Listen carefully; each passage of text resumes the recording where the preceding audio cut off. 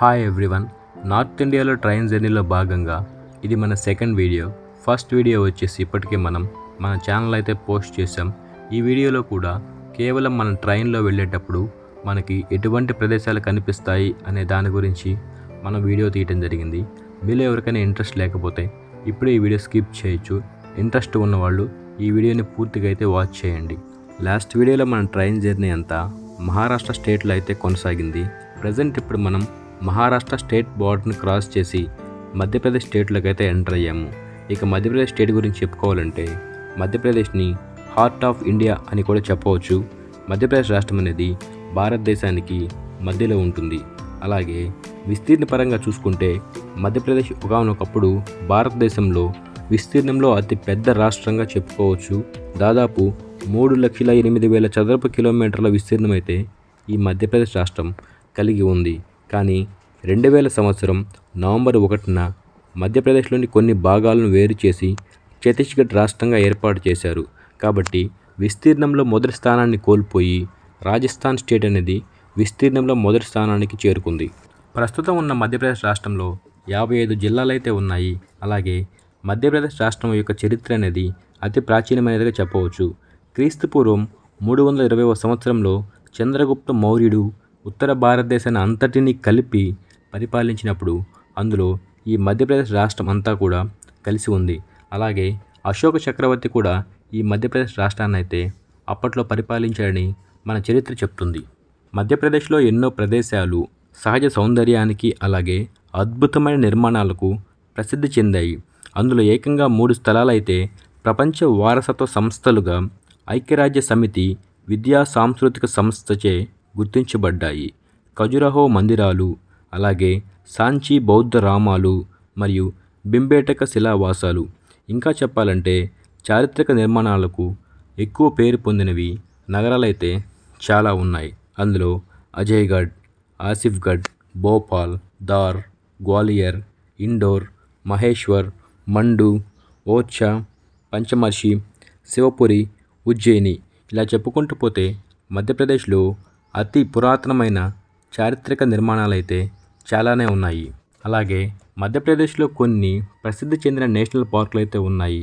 అందులో కొన్ని Bandhavgarh national park, అలాగే Kanha national park, Satpura national park, Sanjay national park, Madhav national park, Van Vihar national park, fossil national park, Panna national park, Pench national park ఇలా చూసుకుంటే ఎన్నో zoo పార్కులు అయితే మధ్యప్రదేశ్ రాష్ట్రంలో అయితే ఉన్నాయి. అవన్నీ ప్రదేశాలు ఎక్స్ప్లోర్ చేయాలంటే ఖచ్చితంగా మనం ఈ మధ్యప్రదేశ్ రాష్ట్రానికైతే ఒక టూరిస్ట్గా వెళ్ళాల్సి ఉంటుంది. ప్రస్తుతం ఉన్న పరిస్థితుల్లో ఈ అవకాశం మనకైతే కుదరదు. ఎందుకంటే మనం ఇప్పుడు అయోధ్య వెళ్తున్నాం కాబట్టి మన ట్రైన్లో వెళ్తున్నప్పుడు మనకి ఏ ఏ దృశ్యాలు అయితే కనిపిస్తాయో వాటి గురించి మాత్రమే మీకు ఇప్పుడు చూపించడం జరుగుతుంది. కానీ మధ్యప్రదేశ్ రాష్ట్రం గురించి కొంచెం ఎక్స్ప్లెయిన్ చేయటం వల్ల మనకి ఉపయోగం ఉంటుందని మీకైతే ఈ విధంగా కొంచెం ఎక్స్ప్లెయిన్ చేశాను. మీలో ఎవరైనా మధ్యప్రదేశ్ రాష్ట్రానికి వెళ్ళినప్పుడైతే ఖచ్చితంగా ఈ ప్రదేశాలను అయితే చూడండి. ప్రజెంట్ మన టాపిక్లోకి వచ్చేస్తే మన ట్రైన్ వచ్చేసి మధ్యప్రదేశ్ రాష్ట్రంలోకి ఎంటర్ అయ్యి దాదాపు 3 గంటల సమయం అయితే దాటింది. ఇంకా కొంచెం దూరం ప్రయాణం చేయవలసి ఉంటుంది. ప్రజెంట్ ఇప్పుడు మనం చాలా స్లోగా అయితే వెళ్తున్నాం. నెక్స్ట్ వచ్చేసి మనకి ఛత్తీస్గఢ్ రాష్ట్రం అయితే వస్తుంది. ఈ ఛత్తీస్గఢ్ రాష్ట్రంలో ఒక వైపు నుంచి మనం ప్రయాణం చేసి ఉత్తరప్రదేశ్ స్టేట్లోకి అయితే మనం ఎంటర్ అవుతాం. ఈ విధంగా మనం రేపు మధ్యాహ్నం 12 గంటలకైతే మనం ఖచ్చితంగా అయోధ్య అయితే చేరుకుంటాం. అప్పటి వరకు మనం ఈ ట్రైన్ జర్నీని కొనసాగించక తప్పదు.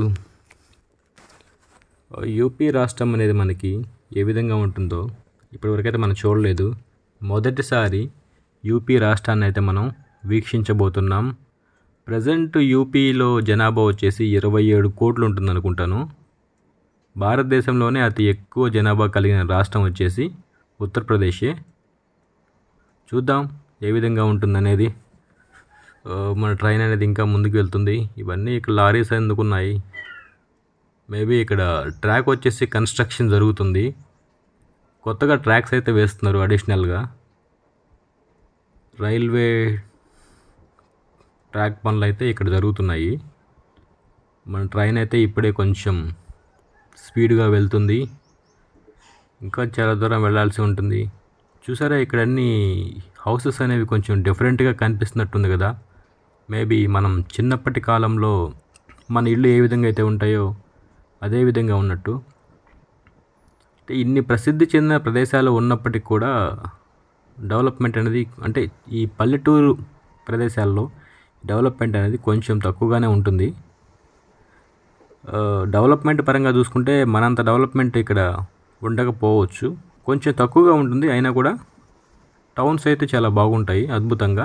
ఈ పల్లెటూర్లకు వస్తేనే కొంచెం ఈ విధంగా ఉంటాయి. మనం మెయిన్ సెంటర్లోకి అయితే వెళ్ళినప్పుడు మాత్రం చాలా అద్భుతంగా ఉంటాయి.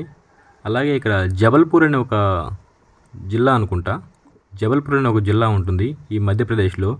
ఈ జబల్పూర్ అనే జిల్లా టూరిస్టులకి మంచి హబ్గా చెప్పవచ్చు. ఇక్కడ చుట్టూరు అతిపెద్ద కొండల మధ్యలో నుంచి వాటర్ ఫాల్స్ అనేవి ఉంటాయి అనుకుంటా. నేను ఒకసారి ఇలాగే టీవీలో చూశాను, ప్రత్యక్షంగా ఎప్పుడు చూడలేదు. అయితే నెక్స్ట్ టైం మనం ఈ మధ్యప్రదేశ్ రాష్ట్రాన్ని అయితే మనం విజిట్ చేసినప్పుడు ఖచ్చితంగా ఇక్కడ ఉండే ప్రతి ఒక్క టూరిస్ట్ ప్లేస్ని అనేది మనం విజిట్ చేసి మీకైతే పూర్తిగా ఎక్స్ప్లోర్ చేసేసి వీడియో ద్వారా మీకు అందించడం జరుగుతుంది. చూద్దాం ఇంకా ముందు ముందు ఎలాంటి సన్నివేశాలు అయితే మనం చూడబోతున్నాం అనేది. మన ట్రైన్ అయితే చాలా స్పీడ్గా వెళ్తుంది ప్రస్తుతం. రైల్వే ట్రాక్ అనేది కూడా పక్కనే ఉండే హౌసెస్కి దగ్గరలోనే ఉంటుంది. ఇక్కడ రైల్వే ట్రాక్ని ఆనుకొనే హౌసెస్ అయితే నిర్మించుకోవడం జరిగింది. అలాగే ఈ పొలాలు ఇవన్నీ కూడా కొత్త ట్రాక్ వేయడానికి తీసుకొచ్చారనుకుంటాను. కొత్త ట్రాక్ అయితే ఒకటి వేస్తున్నారు పక్కనే. చూడండి ఈ విలేజెస్ ఏ విధంగా అయితే ఉన్నాయో.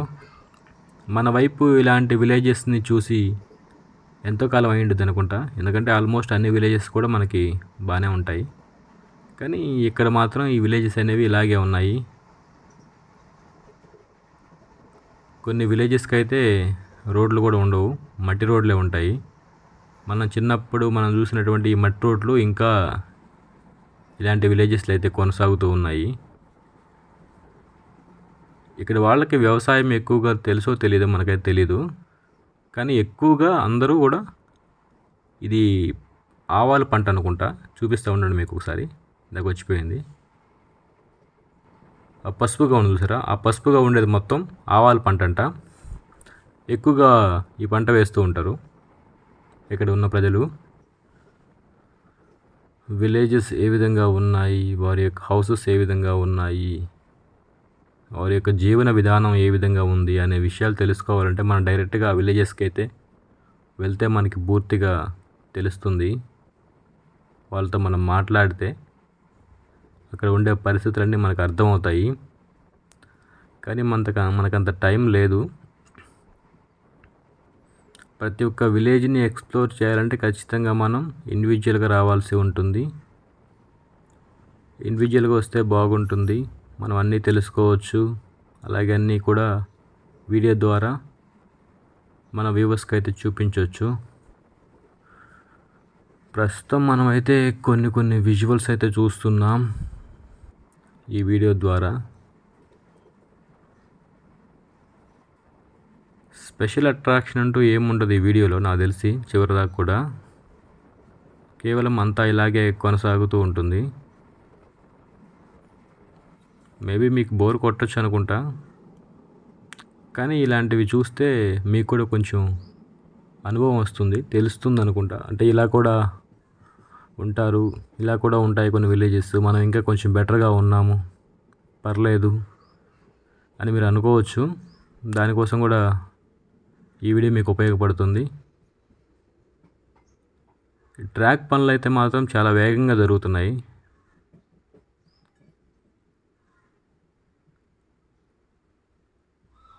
ఇక్కడ ఎక్కువ మందికి అయితే పనులు దొరకడం కష్టం అనుకుంటా, అందుకే మన పక్కకు వస్తూ ఉంటారు. ఇక్కడ వీళ్ళకి ఇచ్చే కూలీలు కూడా తక్కువే ఉంటాయి. మనతో పోల్చుకుంటే మన సైడ్ ఇచ్చేంత అయితే ఉండవు ఇక్కడ. కానీ ట్రాక్స్ అయితే విస్తీర్ణంగా చాలా ఎక్కువ స్థలంలోనే ఉన్నాయి. అంటే ఒక రైల్వే స్టేషన్లో ఏ విధంగా ట్రాక్స్ అయితే ఉంటాయో అదే విధంగా బయట కూడా ఉండేలాగా వీళ్ళు చూస్తున్నారు. అంటే ఇది మెయిన్ రైల్వే లైన్ కాబట్టి ఎక్కువ ట్రాక్స్ ఉంటే బాగుంటుంది అనే ఉద్దేశంతో ఎక్కువ ట్రాక్స్ వేస్తున్నారేమో. మన ట్రైన్ ఇప్పుడే ట్రాక్ అయితే షిఫ్ట్ అవుతుంది వేరే ట్రాక్లోకి. అప్పుడప్పుడు నాకు అనిపిస్తుంటుంది ఇలా ఎలా వేరే ట్రాక్లోకి మన ట్రైన్ అనేది షిఫ్ట్ అవుతుందని. అక్కడ చూడండి, ముందు వచ్చేసి ఇంకొక ట్రాక్లోకి వెళ్తుంది, అందుకే మన ట్రైన్ స్లో అయింది అనుకుంటా. చాలా సింపుల్గా వేరే ట్రాక్లోకి అయితే మన ట్రైన్ అయితే మూవ్ అవుతుంది. ఇది టెక్నాలజీ, మామూలు టెక్నాలజీ కాదుగా. ఇది ఒక రైల్వే స్టేషన్ లాగే కనిపిస్తుంది, చిన్న రైల్వే స్టేషన్. అంటే రైల్వే స్టేషన్ కూడా పూర్తి స్థాయిలో ఏమైతే డెవలప్మెంట్ అయ్యి లేదు, నిర్మాణం జరిగి లేదు, ఏదో అలా అలా జరిగిపోతూ ఉంది ప్రజెంట్ అయితే.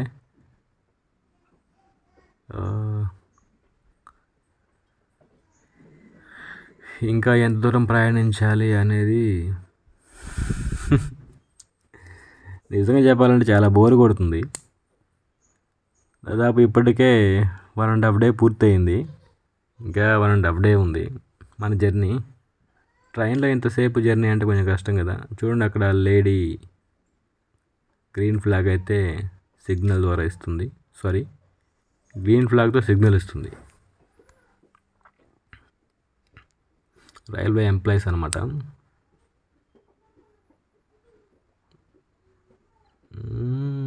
ఈ ఊరి పేర్లు పలకడం కూడా మనకి పూర్తిగా రావడం లేదు. 1-2 సార్లు చూసి చదువుకుంటే తప్పితే పూర్తిగా మన నోటికైతే రావడం లేదు. మేబీ ఇంకొక 2-3 వీడియోస్ అయితే ఉంటాయి ఇదే తరహాలో. నెక్స్ట్ వచ్చేసి మనకి అయోధ్యలో ఏ విధంగా ఉంటుంది, అయోధ్య రామ మందిరం ఏ రకంగా కన్స్ట్రక్ట్ చేశారు, అయోధ్య వీధులు ఎలా ఉంటాయి, అక్కడ డెవలప్మెంట్ ఏ విధంగా ఉంది, భక్తుల యొక్క సౌకర్యాలు ఏ విధంగా ఉన్నాయి, మనం ఎలా దర్శనం చేసుకోవచ్చు, ఎక్కడి నుంచి ఎక్కడికి వెళ్ళాలి, స్టేషన్ నుంచి టెంపుల్కి ఎంత దూరం ఉంటుంది, అలాగే ఏ టెంపుల్ని దర్శనాన్ని పూర్తి చేసుకొని నెక్స్ట్ అయోధ్య టెంపుల్కి వెళ్ళాలి, అయోధ్యలో చూడదగిన ప్రదేశాలు ఏవేవైతే ఉంటాయి అనే వాటి గురించి అయితే పూర్తిగా మీకు ఎక్స్ప్లెయిన్ చేస్తాను. అయితే మీలో కొంచెం ఓపిక అయితే ఖచ్చితంగా ఉండాలి, ఎందుకంటే వీడియో అనేది చాలా లెంత్గా ఉంటుంది. ఇది సెకండ్ వీడియో, ఇంకా 3rd, 4th, 5th వీడియోస్ అయితే ఉండొచ్చు అనుకుంటా. అంటే మనకి ఇంకా చాలా దూరం ఉంది కాబట్టి అవి కూడా కొంచెం మనకి వీడియోస్ రూపంలో వస్తాయి. సో ప్లీజ్ చూస్తూ ఉండండి. నెక్స్ట్ మరో వీడియోతో మీ ముందుకైతే వస్తాను.